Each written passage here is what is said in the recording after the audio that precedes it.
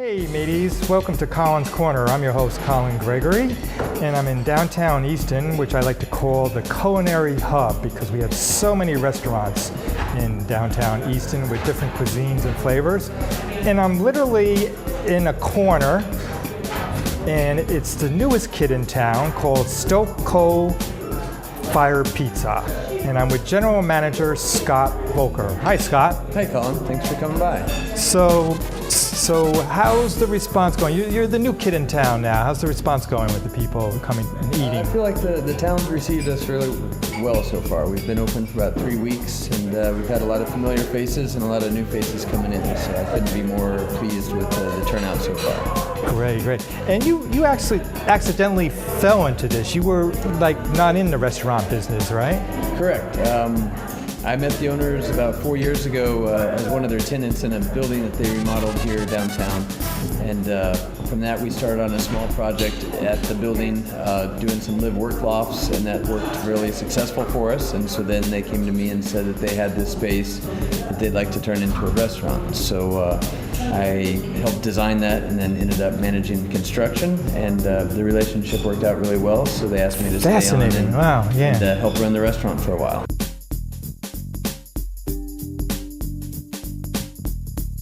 Scott, here we are at the heart of the restaurant, Stoke Fire Pizza. Yes. And I want a slice to go. Can I get a slice to go? We don't really do slices to go. Our process is a little bit different. The dough we use is kind of a one-size-fits-all thing because we have a process that's actually very simple, but in its simplicity it becomes complex. I see, okay. The oven, and by nature it's a coal fire oven, so it tends to cook the pizzas. We tend to keep it at 800 degrees to cook the pizzas. And at that, it makes our dough need to have quite a bit more hydration in it. So we have a 48-hour dough making process to embed it with air and with the hydration, so that when it bakes at the 800 degrees that the oven is at. Did you say 800 degrees? 800 degrees. That feels like Palm Springs. Bring some of that heat on right now. I need it. Yes, especially with the snow outside right now. Yeah, exactly right. So it makes it a different animal, and the oven itself is unique in the sense that there is no on or off switch. There's no temperature dial. You literally had to learn how to cook with coal in the sense of understanding it, and we're basically cooking with coal and air. And knowing the balance of those two and how to keep that regulated is the craft of doing this sort of pizza. So you would say you've got to be very careful with it because you can actually burn the pizza faster than if you were putting it in an oven. Like I usually cook. I burn all my food. Right, yes, it does take diligence because it doesn't burn. It cooks in a very quick cooking time. Like when the oven's going full force, a pie should take about 90 seconds to cook. Okay. So that doesn't mean you can come in and get a pie in 90 seconds because sometimes, we have... I was going to say, that's quick pie. Yeah, that's so quick we don't want people to think they can come in and have dinner and be out in 5 minutes because that would be antithetical to the place where we want people to be able to come in and hang out and enjoy themselves and relax. Right. But yes, it is fascinating to watch the pies cook from, go from raw to done in 90 seconds. And it's so great because if you're in the restaurant, I don't know if you allow the patrons, but they could come up to the counter and watch Chef Abe here and his sidekick Greenberg over here. Hey guys, how you doing? Right there, having fun back there? Oh yeah. All right, and watch them, the process of putting it in the cold. I think our health inspector might not like that as much. Oh, okay.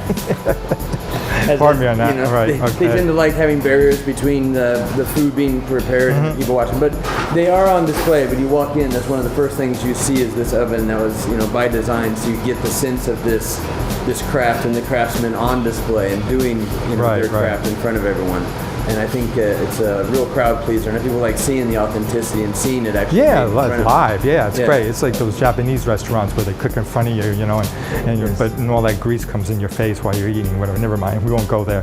But so Abe is back here, and what I noticed about it is there's no, how in some pizza restaurants you spin it and stuff like. I noticed that you didn't do that. Oh no. We work really hard to make this dough again in 48 hours. So the less we touch it, the better it is. It's more airy that way, and little TLC. Yes, I see on it.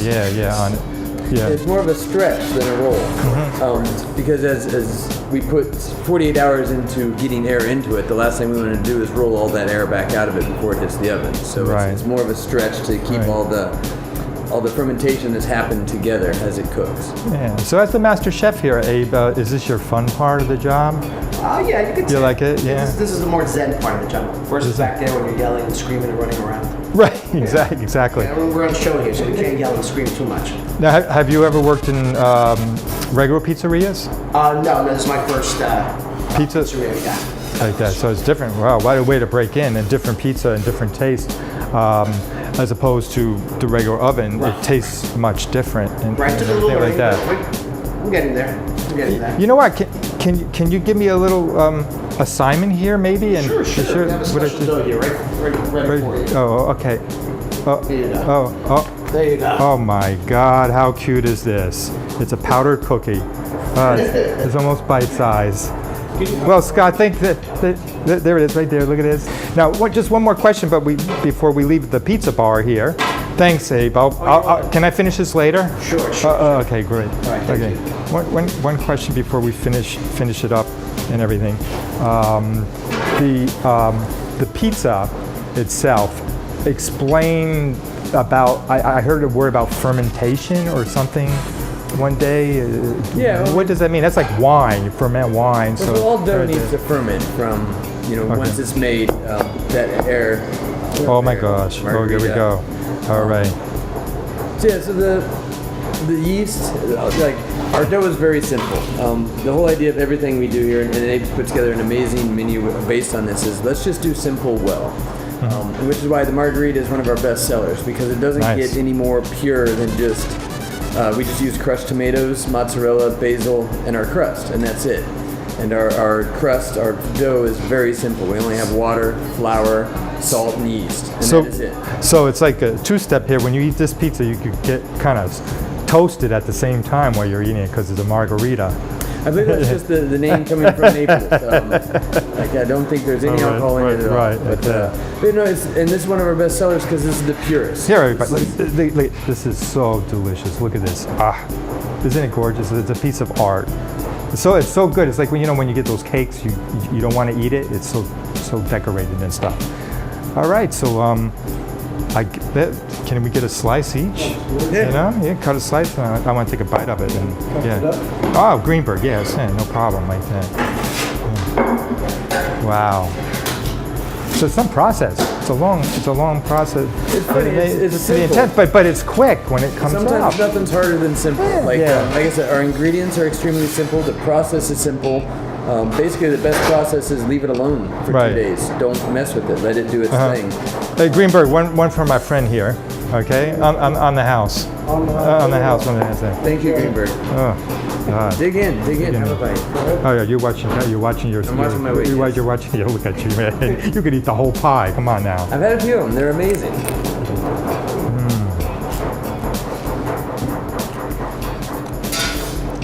I can't explain to you how good this is. And it's so light, and the sauce is so good. And you're right, the texture is so crisp, but it's not like burnt crisp. It's just got a really gritty taste, nice grit taste to it. Well, here's to National Pizza Day. Yes, thank you, Colin. All right.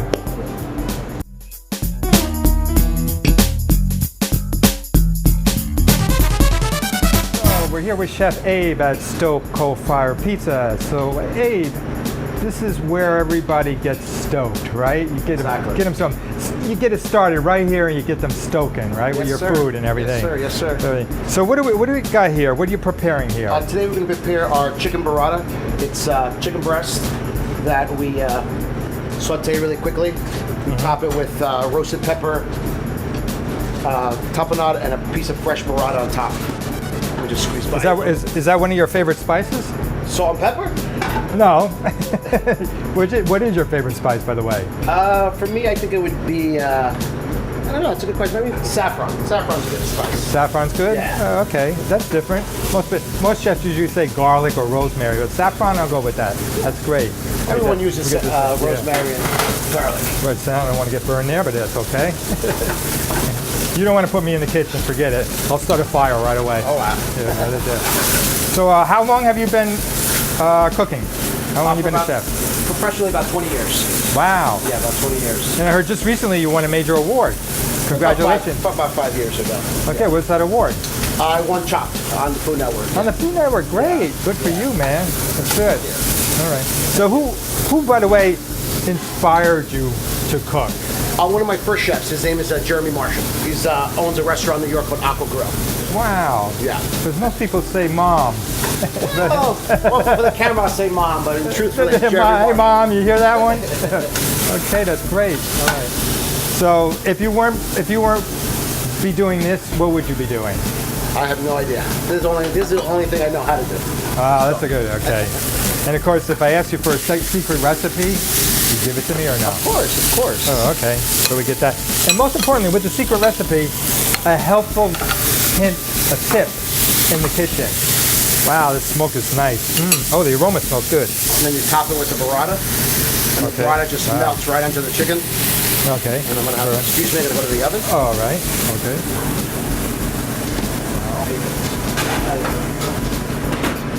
All right, to finish the dish, we get a little plate of arugula. Okay. Get it off and everything. Wow, that looks great. A little lemon vinaigrette. Of course, only the freshest green. And you know, you're aware today, you know, people are health conscious and everything. Yes. So you have to be. So your menu is. Yes, we use very little oil in our cooking. Our salad dress is all made by hand with olive oil, and everything's very fresh. Very fresh. That's great. Yeah.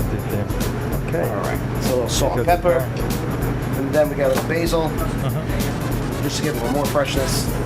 A little bit more of our roasted pepper, tapenade. So, what is your favorite kind of cuisine?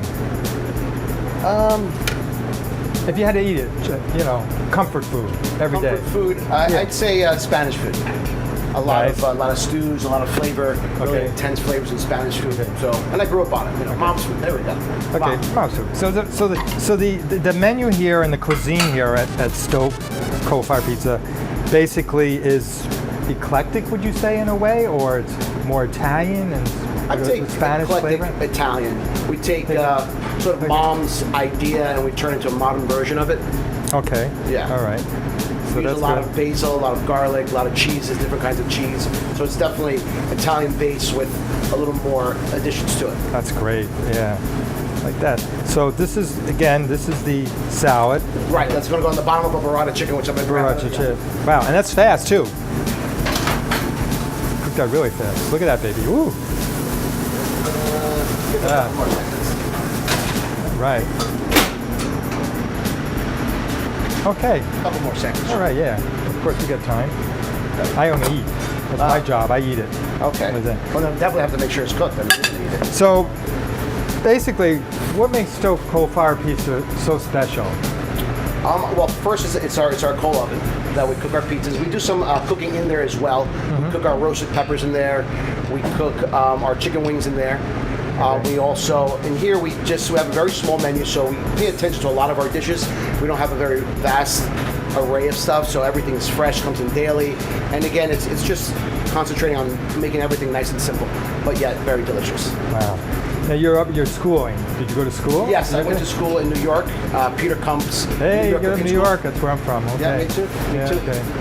And it was Peter. What is it? Peter Peter Kump's. Now it's called ICE. It's called Institute of Culinary Education. They changed their name. They changed it. Now. Yeah, I remember Peter Kump's. Yeah, exactly like that. Yeah. All right. So this is this, and we're waiting for The chicken to come out, and I'm going to try a little bit of it.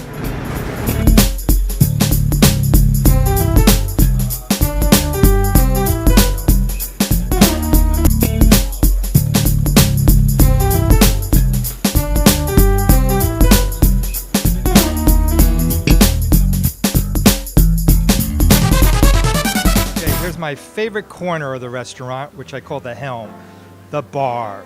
And here we are at Stoke, and we're going to get stoking with the bar right now. And I'm with Captain Melissa to my left, and on my right, Lieutenant Maurizio.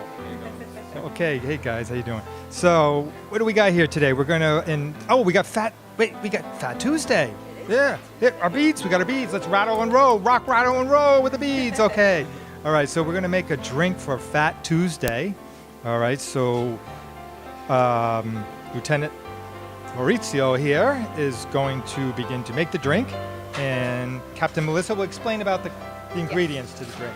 So what he's doing today is he's taking an old drink and putting our own spin on it. So it's a Singapore Sling. But to go back to the cocktails of the New Orleans time, I think anything down in New Orleans, especially on Fat Tuesday, that has high octane and that's pleasing to the eye and tasteful would serve all measures needed for what Fat Tuesday would be. So what we're doing is our Singapore Sling. We've made a house-infused pineapple gin. We are mixing it with a little maraschino liqueur, B&B, which is Benedictine's, been around forever, and Triplo, which is an Italian triple sec. And it's being topped with a little pineapple juice, pink juice as we call it, which is just a little grenadine, and then we're bruleeing an orange to lay on top of the glass, and it just gives a beautiful orange essence when you get the smoky sugar creme brulee in the cocktail. Melissa, you would say this is not a traditional Singapore Sling, because I've had Singapore. I love Singapore Sling. A lot of ingredients in this. Yep. So what we've decided to do is take some of the drinks from like the 40s and 50s cocktails that people have forgotten about and bring them back and put our own little twist on it.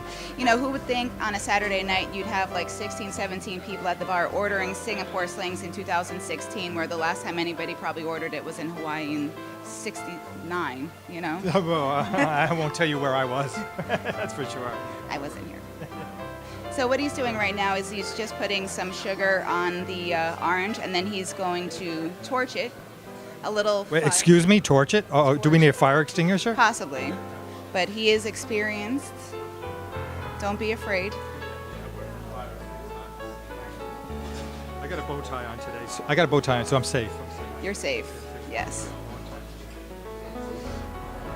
Now, why the torturing? The torturing? The torturing. I do like the torture, but the torch. torching, the smoking, it's pleasing to the eye, and it just adds a really nice citrus element to the cocktail.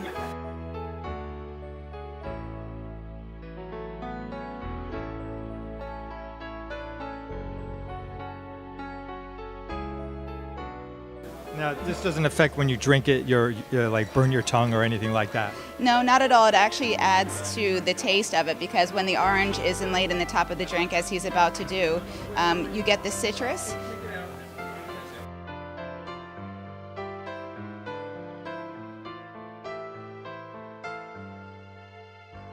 Well, here you go, Colin. Enjoy it.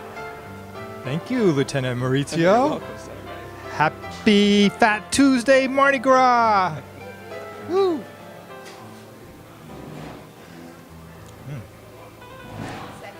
Second sip, because it's excellent. Here's to the Singapore Sling at Stoke.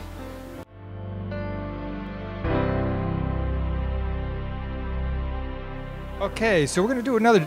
We have another drink we're going to do here, and it's Valentine's is right around the corner, and this drink is sure to heat up your lover in your life, warmer at least, or him, or whatever. But okay, Melissa will explain about the drink, and Maurizio over here will make the drink. So Melissa, here we go.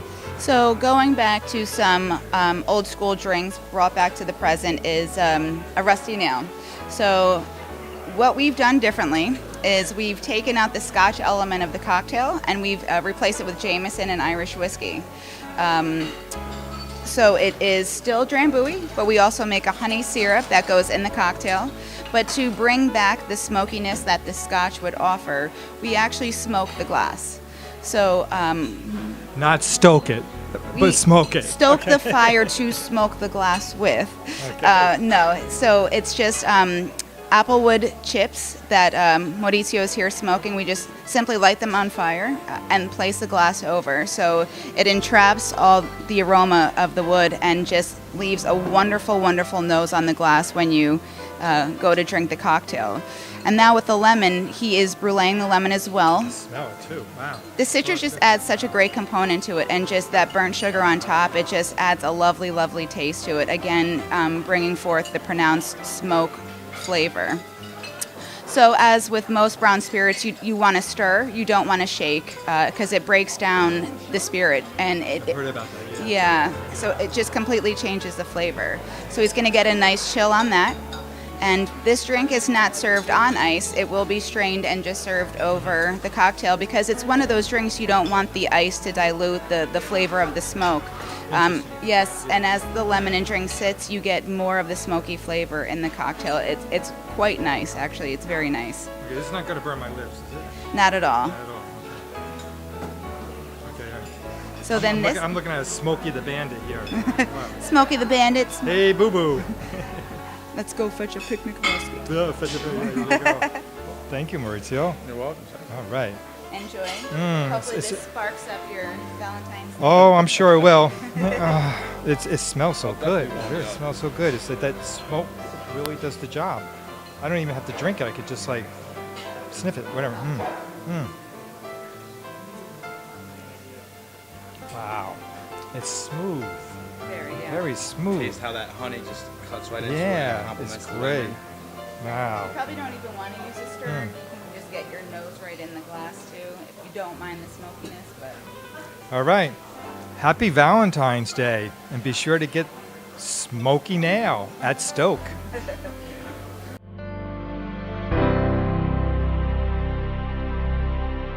Not only at Stoke do you get treated to good food and good drinks, but you get a third treat. And it's very cultural. And I find the mix so interesting.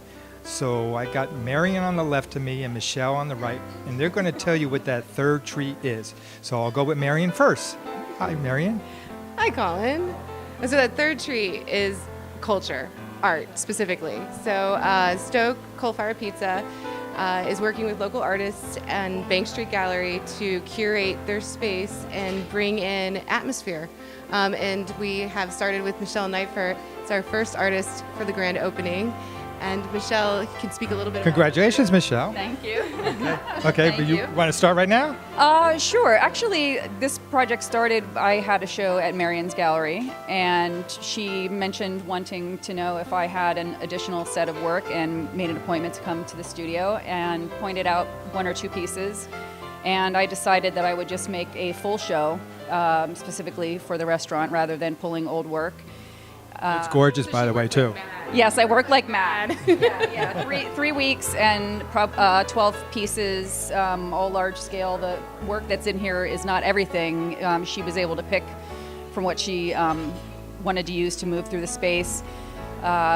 Typically, my work is of the vein that's in the front window. It's an orange painting. It's usually an ethereal abstract that refers to a landscape.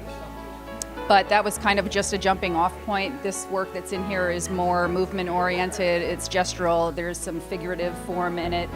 So I gave Michelle a hard constraint because because it's Stoke Coal Fire Pizza. We want to have the ambiance of something low key, of having a warmth and a glow that matches the coal fire oven.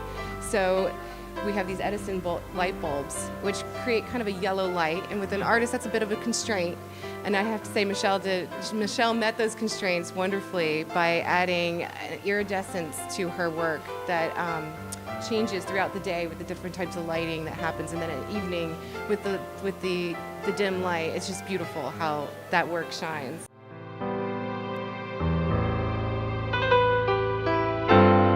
Learning a new career. I am, yes. And then let me tell you, you're married to it. When you have a restaurant, you're married to it. Yes, I am quickly figuring that out. Now behind us is interesting because I'm also in the newspaper business and been most of my life in the print.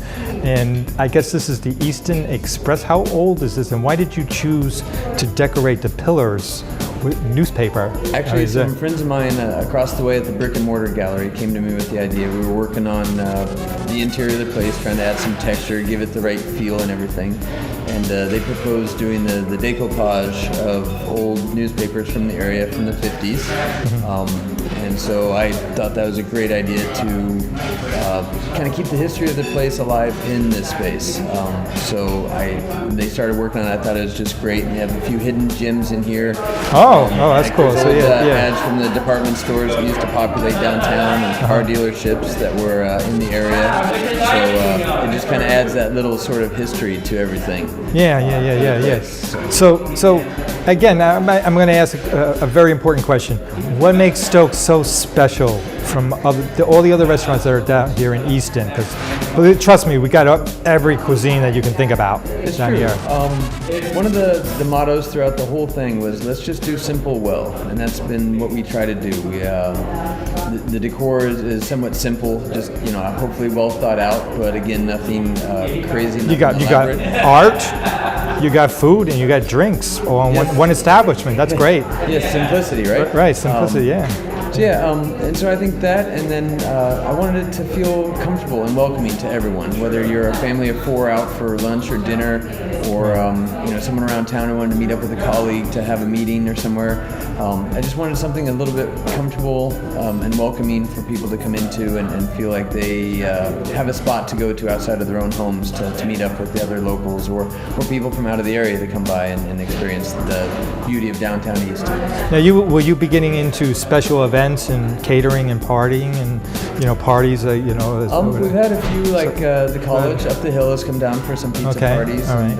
and we've had definitely some inquiries about people wanting to use the space for other things. We were able to host a couple of holiday parties for the Easton ambassadors and 3rd and Ferry. So we want to be able to use the space as much as possible for many different realms, whatever the community would like. We'd like to be part of that. Well, I'm so proud to have you as a guest, and I wish you much success in the restaurant. I hope you guys go many decades with it, and I know here reservations are required, but on my show, Colin's Corner, you can chow down, but there's no reservations required on the show. Yeah, we're working on a reservation system because we are a tight place. I bet. We have to kind of manage our space as much as possible, but it's been fun. It's been overwhelming, but a very exciting ride. It's a good ride, and I hope the ride lasts. Thank you. Okay. Thank you very much. All right, Scott. All right.